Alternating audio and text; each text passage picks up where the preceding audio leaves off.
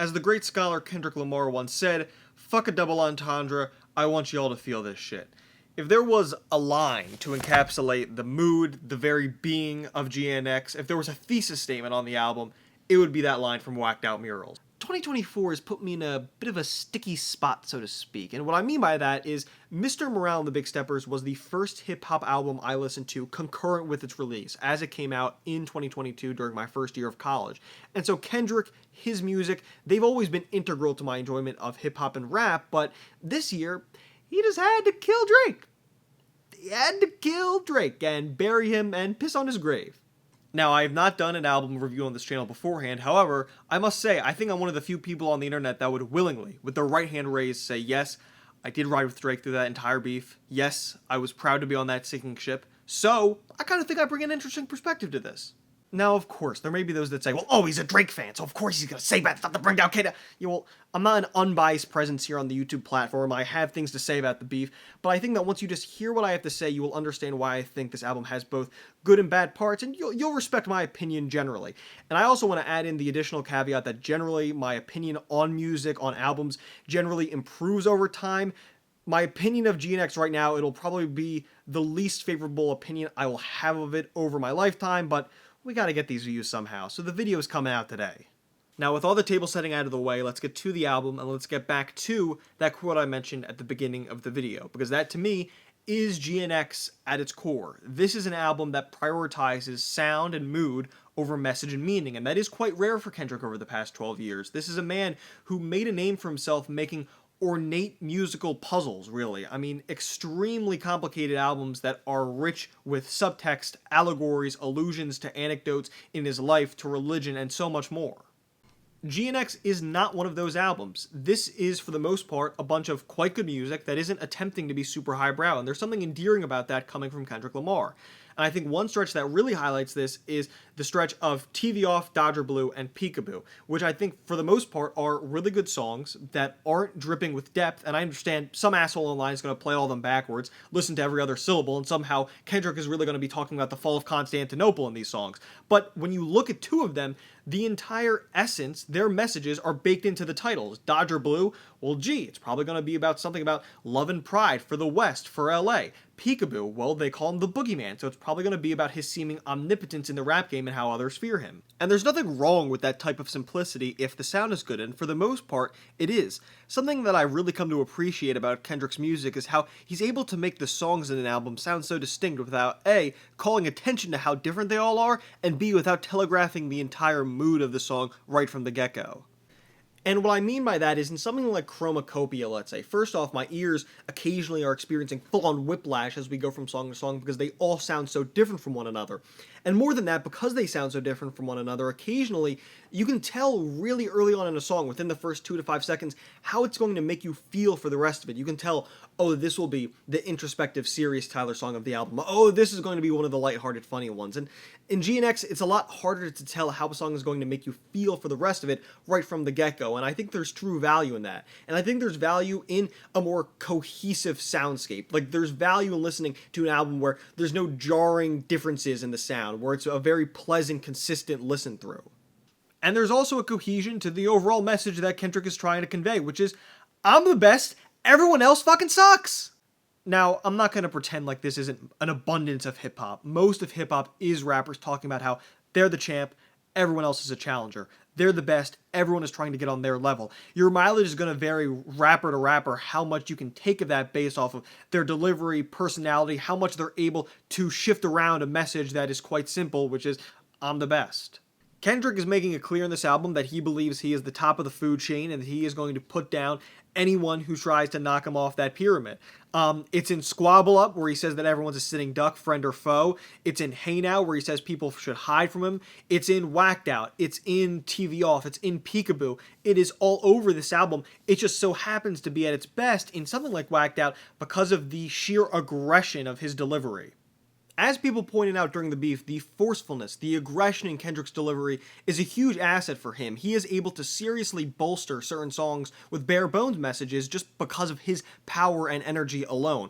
At the same time, when he dials back that aggression in this album, when he dials back his energy, the songs suffer because the lyrics here just aren't all that impressive. I mean, this is a man who seemingly could only deliver memorable lines earlier this year when he was beefing with Drake, and GNX on the whole lacks that signature mix of Kendrick's witty and provocative lyrics that has made him so renowned and respected. This is an album that lacks, for the most part, clever wordplay, hard-hitting truths. When he attempts to tell a cohesive story, which is rare in this album within a given song, the stories aren't particularly interesting. On the whole, the lyricism is just dull. I would say that for the majority of the tracks on here, either the production or Kendrick's energy, they're able to overcome the lyrical shortcomings of any given song. However, when Kendrick is not on the offensive, when he's more laid back and the production is really doing something pedestrian, that is when GNX is simply mediocre. The Hard Part 6 is boring. It is forgettable and easily the worst installment in that series so far. Hey Now and the title track are pale imitations of Not Like Us, and Man at the Garden is this album at its very worst, wherein Kendrick, over a barren soundscape, tells us over and over and over again that he deserves it all. It is uninteresting and reeks of vanity.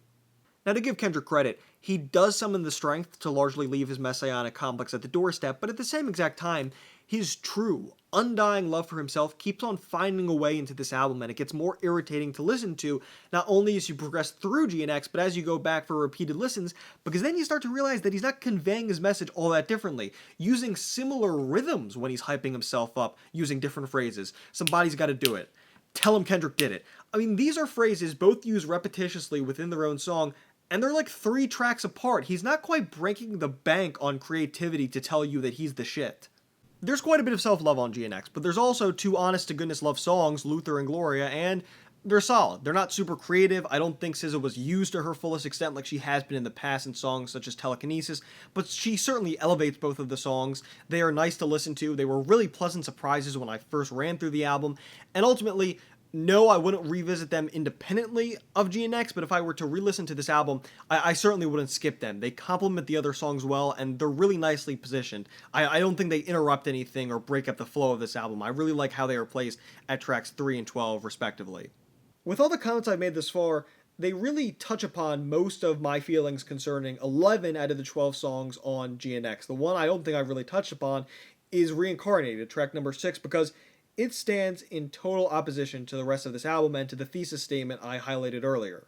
The thesis is forget the double entendres, forget the hidden meanings, just try and feel the sound of this album. See if that speaks to you and nothing more. Almost what Christopher Nolan was asking people to do with Tenet. Don't think through it, just feel it. And yet the one song that almost commands you to think through it is the best one on GNX by a mile. So Reincarnated is a song wherein Kendrick Lamar proclaims that his soul has been in other human bodies beforehand, and each time that it is in a human being, well, that person is musically gifted, but they use their talents to manipulate others and to pursue sin. And by the end of the song, Kendrick is talking to God, saying that he wants to break the cycle and finally be the one that uses their musical talents for good. And man, if you couldn't tell just by my description of this song, this stands in stark contrast to the rest of GNX. It is maybe the only song on this album that is definitively trying to aspire for something more, that is trying to be more than a song you simply feel, and I think because of that, it is a resounding success. It is a song that mimics a lot of the songs on Kendrick's previous albums, going back to Good Kid, Mad City, and the main problems that I have with GNX, they're just all gone here. The wordplay is excellent, the storytelling is engrossing, it is the one song that is just so in Kendrick's wheelhouse on this album, and thrives because of it.